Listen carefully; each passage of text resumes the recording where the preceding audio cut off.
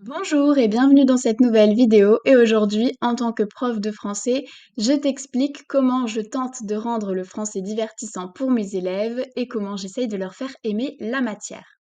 Parce que oui, on a tous été l'élève au fond de la classe, celui qui lutte contre le sommeil, le bavard pas concentré, celui qui dessine, qui regarde l'heure toutes les 5 minutes. Et maintenant qu'on est prof, on ne veut pas être face à ses élèves. Alors bien sûr, les cours plus théoriques sont inévitables, mais je vais te partager quelques exercices et quelques astuces que j'ai mis en place avec mes élèves afin de rendre mes cours plus ludiques et d'attirer leur attention, de les pousser à participer et à se concentrer sur le cours. Parce qu'on n'oublie pas, un élève qui s'amuse est un élève qui s'implique, qui prend plaisir à travailler la matière et qui augmente ses chances de réussite. Première recommandation, miser sur la participation collective. Par exemple, quand on étudie un texte et qu'il propose plusieurs interprétations, je fais un vote à main levée pour savoir qui penche plus pour telle interprétation que pour une autre. Ça leur permet de se reconcentrer, de refocaliser leur attention sur moi. Ça leur permet également à tous de participer, de débattre entre eux. Et ce vote génère toujours un débat, en effet. Ceux qui ne sont pas d'accord exposent leurs arguments pour rallier les autres à leur point de vue. Donc, sans s'en rendre compte, ils travaillent leur expression orale, leur argumentation, mais aussi leur compréhension écrite, puisqu'ils vont relire le texte plusieurs fois pour trouver de nouveaux arguments, de nouveaux exemples plus pertinents que ceux des autres et être celui qui a raison et qui remportera le débat. Toujours dans cette perspective de miser sur la participation collective, eh bien, je propose des exercices qui impliquent cette participation collective. Par exemple, quand on étudie les temps verbaux et leurs valeurs, au lieu du traditionnel texte dans lequel ils doivent repérer les verbes, leur temps, leurs valeurs, je leur demande de choisir 3 valeurs et d'écrire 3 phrases, chacune contenant un verbe d'une des valeurs choisies. Après, ils lisent leurs phrases à la classe et les autres élèves de la classe essayent de deviner la valeur choisie par l'élève. Pareil pour les figures de style. On fait la théorie tous ensemble et après chacun choisit 2 figures de style. Il invente 2 phrases, une par figure de style, qui contiennent ces figures de style. Il va lire ces phrases à la classe et les autres vont devoir deviner quelle est la figure de style qui a été choisie pour chaque phrase. Ils veulent tous être celui qui va trouver le plus de figures de style, le plus de valeurs, donc ça les stimule, ça les motive et ça les fait travailler. Conseil suivant. Varier les supports textuels.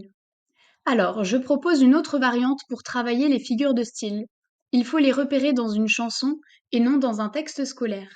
Par exemple, j'aime beaucoup faire travailler mes élèves sur certains textes de Nekfeu parce que c'est un rappeur qui a une plume qui est sublime. Alors bien évidemment, il faut sélectionner la chanson, hein. Il ne faut pas sélectionner une chanson qui contient des mots qui ne sont pas prononçables dans le cadre d'un cours. Mais cela permet aux élèves d'ouvrir leur esprit, puisqu'ils découvrent que le français, eh bien non, ce n'est pas que Balzac, ce n'est pas que Zola, ce n'est pas qu'un texte qu'ils peuvent juger ennuyeux, c'est aussi la musique, et même ça peut être la musique qu'ils écoutent au quotidien, les artistes qu'ils apprécient.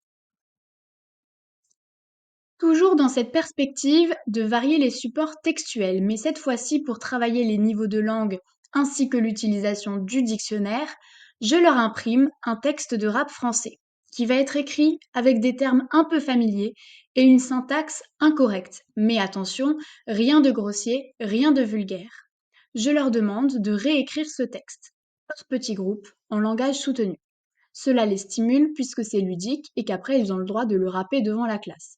Sans s'en rendre compte, ils travaillent, puisqu'ils travaillent sur des supports qui leur plaisent, des supports qui sont des chansons qu'ils écoutent au quotidien. Ils font un exercice beaucoup plus ludique que simplement chercher un mot dans le dictionnaire dans un autre niveau de langue que le niveau de langue dans lequel il est employé. Et ils ont une certaine liberté qui leur permet de vraiment s'amuser. Et aussi, la récompense finale, bien sûr. Rapper le texte devant la classe, c'est quelque chose qui va beaucoup, beaucoup les stimuler. Enfin, dernier conseil, leur permettre de choisir le travail qu'ils veulent faire en les laissant un petit peu en autonomie. Les élèves travaillent toujours mieux lorsqu'ils choisissent ce qu'ils veulent faire en premier. Alors j'essaye de leur imprimer un petit dossier d'exercices et ils font ces exercices dans l'ordre qu'ils choisissent eux.